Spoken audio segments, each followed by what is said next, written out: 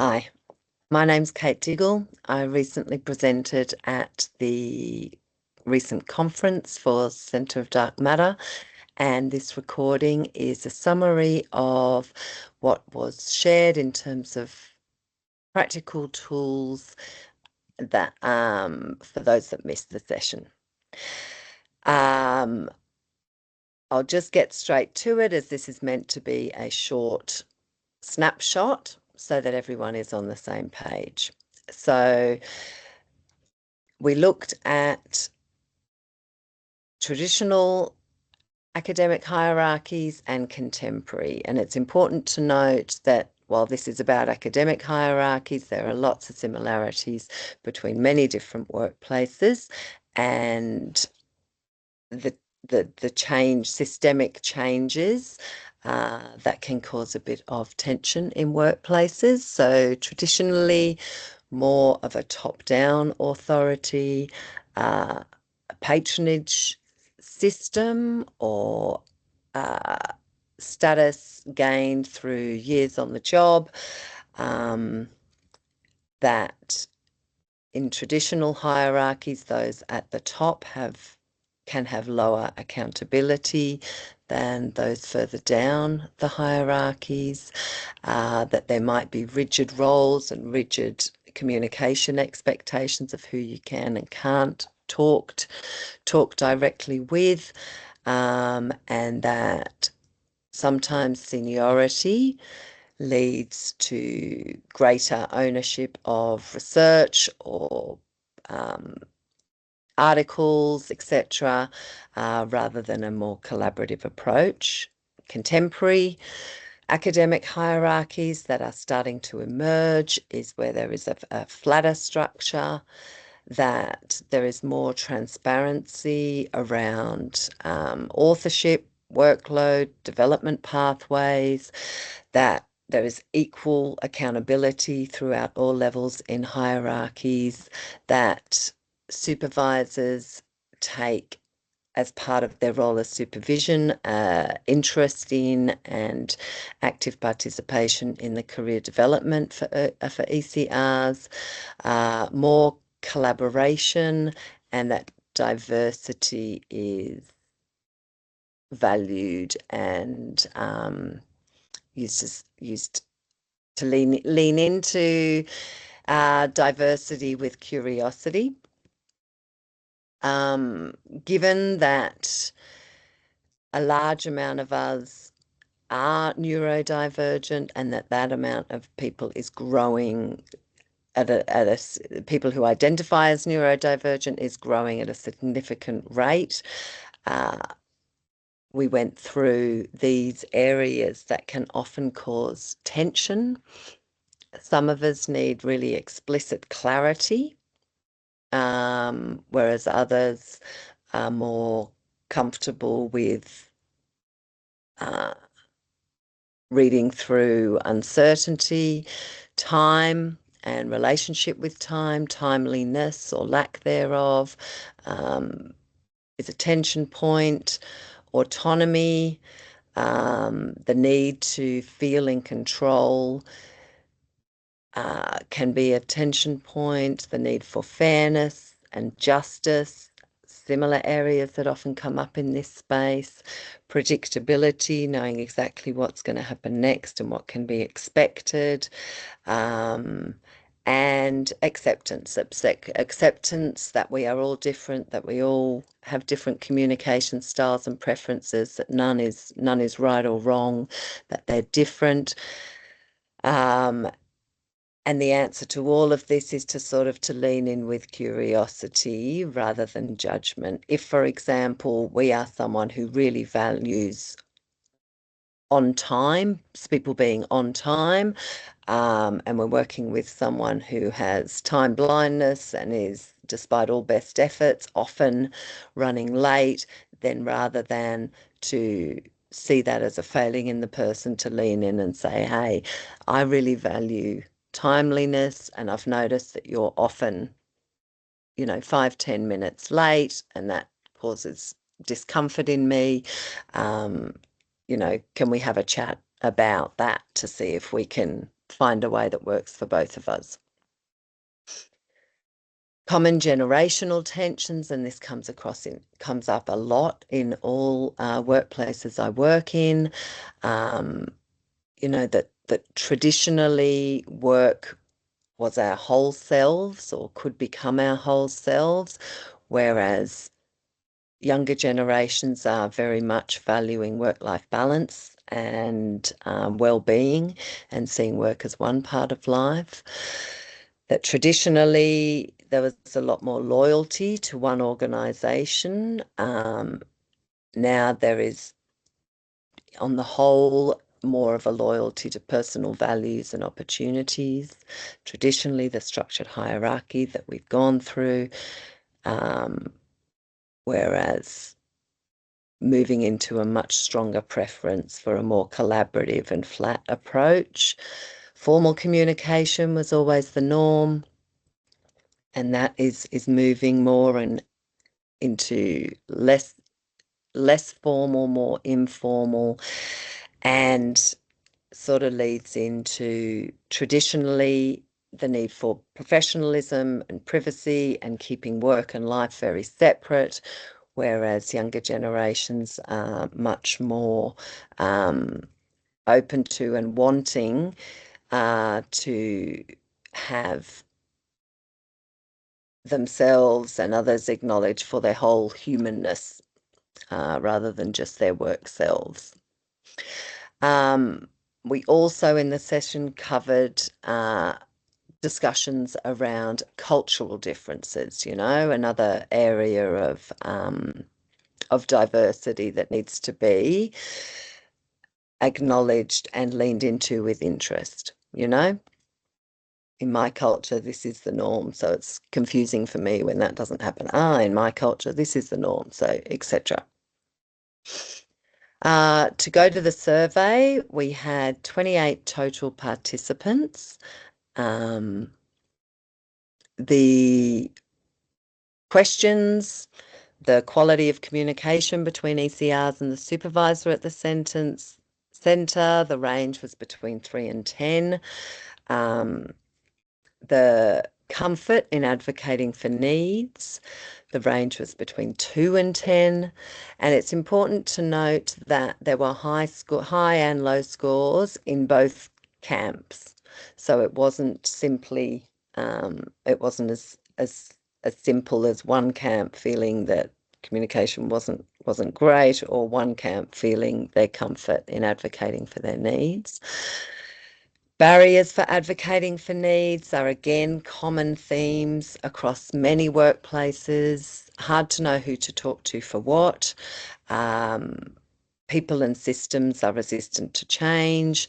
Personality reasons, maybe low confidence or shyness, or cultural reasons of it not being appropriate to raise issues up the line, for example, or likewise the opposite.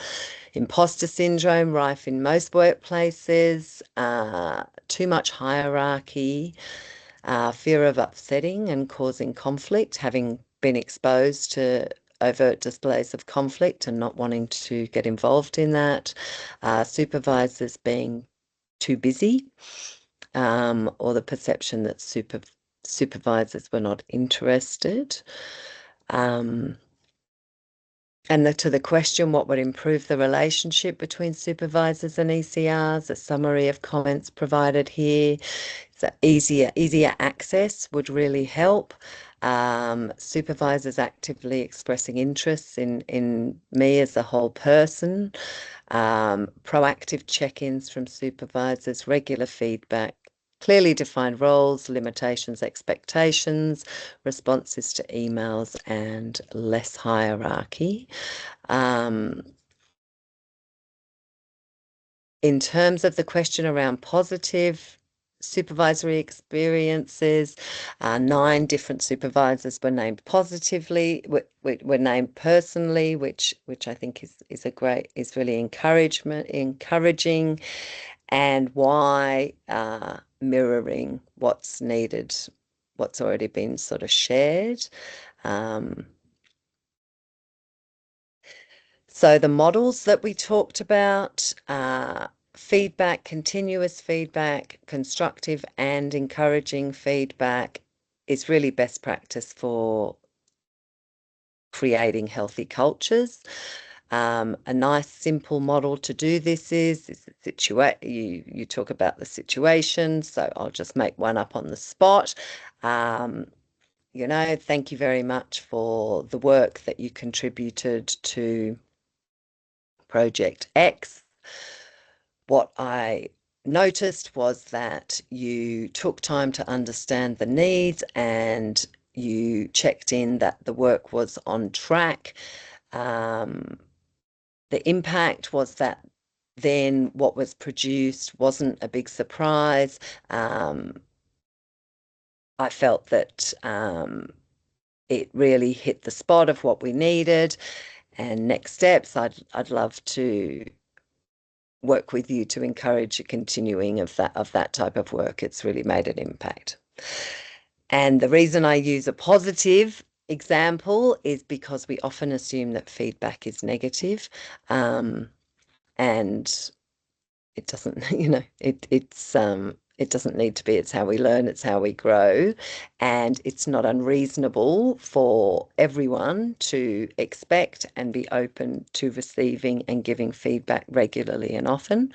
It's also human to find it difficult to be on the receiving end of constructive feedback and for our initial response to be defensive. And if this happens, it's really good practice to go back to the person when you've reflected and say, hey, thank you for sharing that feedback with me. I'm sorry that I was a bit defensive. I've had some time to think about it, and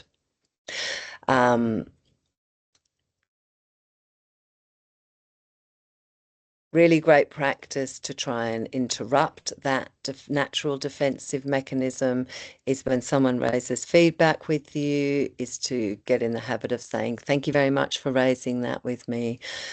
I'd really like a bit of time to think about it, and then I'll get back to you. If you haven't heard from me within a couple of days, please feel free to reach out again. Check-ins, proactive check-ins from supervisors can be incredibly impactful and don't need to be a formal sit down or anything that takes a lot of time or preparation. A nice model that covers all bases is as shown.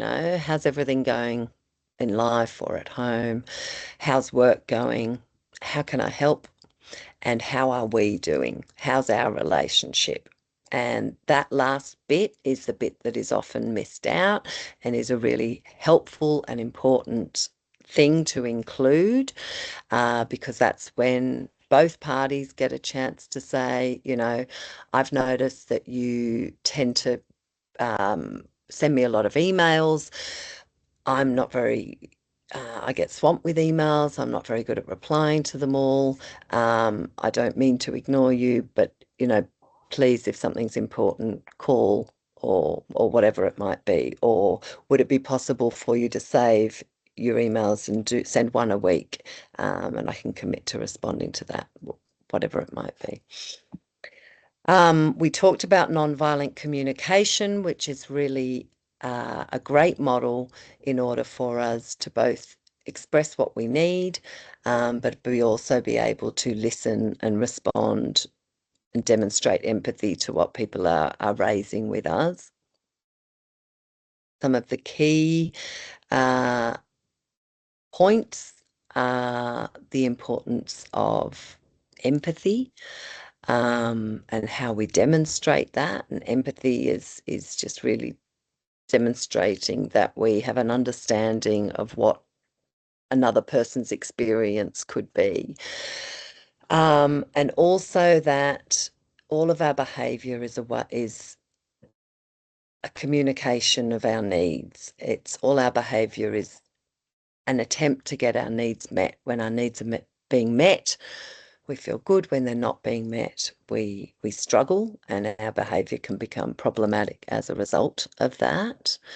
Language is really important. Often we speak in what are actually judgments and assumptions rather than facts. And when we're doing feedback or we're having any kind of constructive conversation, it's really important to speak in facts.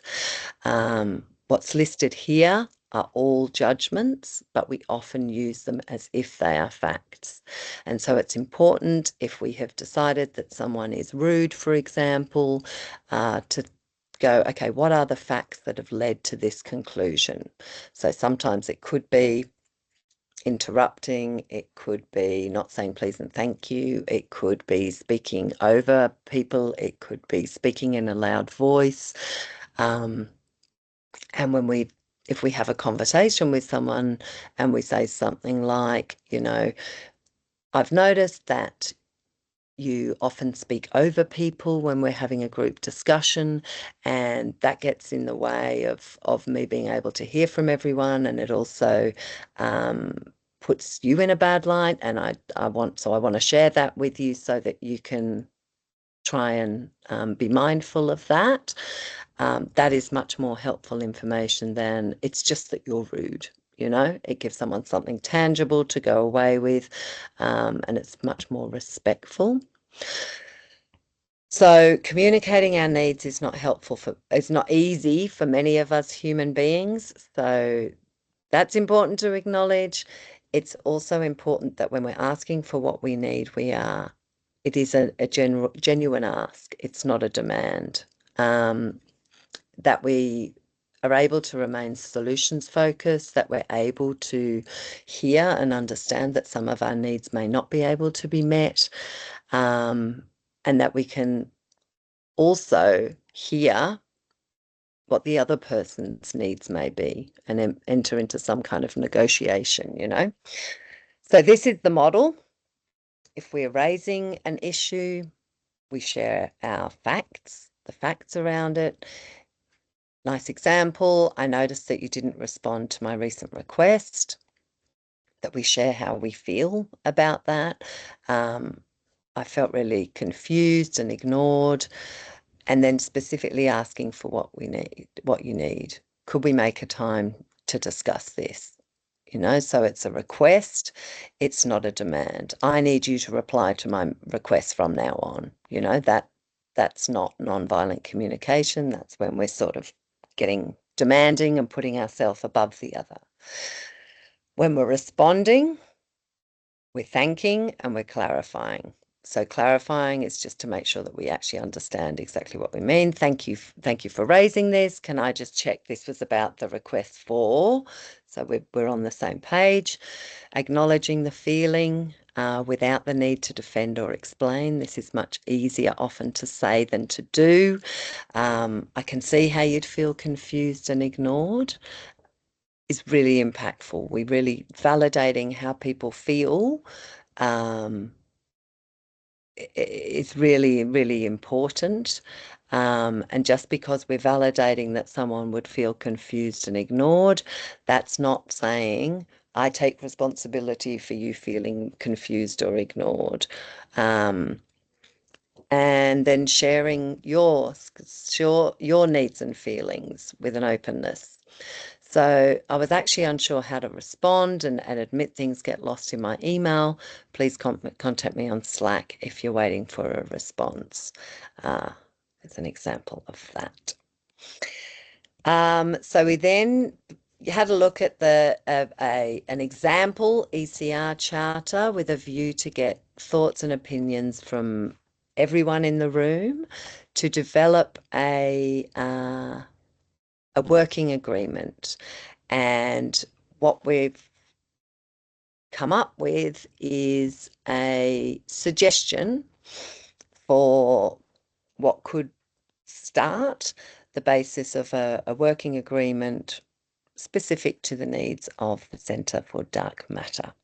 My details are here. If you have any questions, thoughts, feedback, anything that you'd like to contribute, I would love to hear from you. I hope that little session made sense and that it's helpful, and I hope you have a good day.